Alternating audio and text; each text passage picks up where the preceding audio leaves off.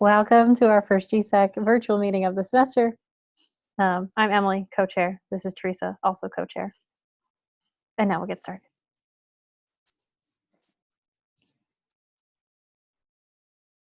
Okay. Can we see the slides now? Yes? Yes. Okay, good. Awesome. So on Friday we met, and we're going to just briefly go through the stuff that we talked about then. So since last semester, at the end of last semester, we held our What's Up meeting, which was like a town hall meeting. Emily and I attended the graduate program directors meeting, which is all of the graduate program directors. We also attended the graduate resource group meeting, which is a group of like representatives from parking, the library, the writing center, everywhere you can possibly think of, who talk about resources that graduate students might need. And we also pick new meeting times where we're meeting Fridays, 11 to 12, and Mondays, like right now at 1 for the virtual meetings. So, Emily, do you want to briefly talk about the graduate program directors meeting and the resource group meeting? Sure. So the graduate program directors meeting was very brief. I went in and basically just described what we talked about at the What's Up meeting about early alert and wishing that professors were using their My Courses things as mandated by the university. And then the graduate resource group meeting, we talked about Graduate Education Week and the success of that. And the Myth and Misconception event was sort of reworked so that it might be in orientation next year. Okay, so we're going to talk more about, we're going to talk about what was discussed at the town hall meeting for people who weren't there. So about 25 people were there at a time, but people were sort of filtering in and out as they were available. And everybody had really good ideas and lots to say and lots of opinions to give. So it was really awesome. And the main things that we discussed included parking, transportation, career services, surprise fees and or financial agreements, and changing graduate orientation and the possibility of implementing the early alert system for graduate students. So, I didn't open the executive summary, but I should have. So for parking and transportation, we mostly talked about the B-Lot shuttle and if that was going to be successful. We now know that the B-Lot shuttle is selling, parking passes for $5, and you can get reimbursed if you already have a parking pass. So if you wanted to park in B-Lot and take the shuttle in, it takes about 10 minutes to do a full loop, and it would only be $5 for the rest of the semester. Career services, we're working on maybe doing some career workshops, but mostly GSA is going to be spearheading that effort. Teresa, do you want to do the rest? Sure. So in regards to the surprise fees, our first surprise fee was in August of last year, when we were told that we would suddenly have to pay this health center fee for full-time graduate students. And there was a little bit of a controversy about what that meant. And then eventually everybody figured out that that meant 12 credits and above. So if you have 12 credits or more, you have to pay this health center fee, which is what the undergrads pay. And it was not like announced or explained, and no one knew what it was for. No one even knew who it applied to.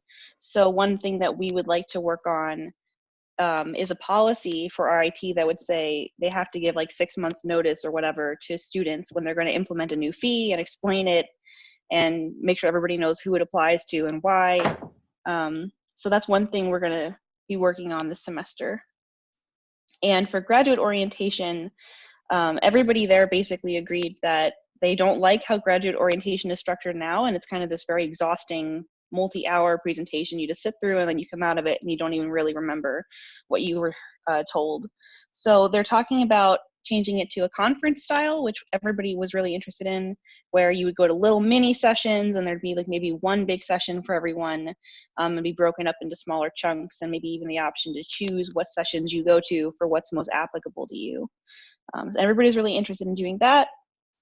And when we talked about that, Ronci, who is the Assistant Dean for Graduate Student Success, she was very interested in pursuing that sort of change to orientation. So we're looking at that in the future. And for the early alert system, nobody really felt like graduate students need it for knowing if they're doing bad in a class. Everybody kind of felt like graduate students generally know if they're doing bad in a class. But what did come up was students who don't really get grades back at all, like they don't have very many assignments or grades just aren't coming back, and that can be stressful for when you don't have any idea what your grades are in class at all, or when grades are curved at the very end. So you knew your grades, but then maybe at the very end of a class, they become very different from what you thought they were going to be. Yeah, and just briefly, early alert is the thing that undergraduates have that professors can choose to tell their students, I think within 2 weeks of the beginning of the semester, if they think they're on the right path to a good grade or not. Right. It's kind of like a warning system. Yeah. And it also provides tools for students to make an appointment with their advisor. And that could be something that maybe some graduate students would also find useful. So we're going to be contacting a member of the RIT Senate who was interested in learning more about if graduate students were interested in this system. So we wanted to talk more about this whole surprise fee and or policy situation. And so I mentioned already the surprise health fee last August and how that was implemented somewhat poorly. And then in December, after we had had the town hall meeting, when we went to register for our classes for the spring semester, we had to agree to this student financial agreement that we had never had to agree to before. And the language in that basically says you promise to pay all assessed tuition and fees by the assigned due date. So it's kind of very open-ended. You have to pay whatever is assessed to you whenever it's due. And also there was no notice of this change and what it meant. It just kind of happened when you went to register for classes, and there was no explanation given for it. So these are the reasons why we want to pursue this policy of requiring RIT to give clear communication and notice ahead of time and really explain things, and give students a chance to at least have time, if it's a fee, to save up the money, or contact the appropriate people to say, hey, I don't understand this, or I don't agree with this, and that kind of thing.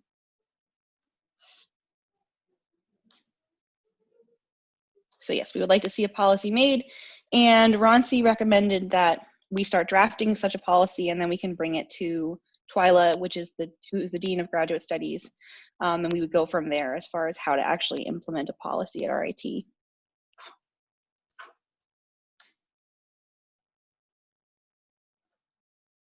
So we also discussed what we would like our goals to be for this semester, and this is in no particular order. We want to continue promoting awareness of the B-Lot shuttle and the new thing, which is reimbursing you for your old parking pass if you want to switch to that pass. This policy that we'd like to implement about RIT communicating with us about changes to fees or other policies. Partnering with the Doctoral Student Association on some career services related workshops that they're interested in hosting. We'd like to also increase graduate student awareness of the things you should know when you arrive. So some kind of handbook or guide that you would get probably during orientation when you get here. That really is just there to sort of protect you as a student. And it would say things like, by the way, professors are required to publish grades within 2 weeks on my courses. And if they don't, you can report them because they are not following their policies, just as an example. And also GSAC exists, and if you have a concern, you could come to us. Or Ronci mentioned they're working on developing an official sort of grievance system for graduate students they'd like to see developed, so then it would have that in there also and say, hey, like here's where you go if you need to dispute something. Where we talked about having another fireside chat with President Munson and Provost Granberg. We talked about publishing another newsletter this semester and probably hosting another town hall meeting towards the end of the semester, and also hosting meetings between graduate students and representatives from health services and the counseling center. Let's see. And we also put it open to whatever matters most to everybody else, because that's what we want to focus on.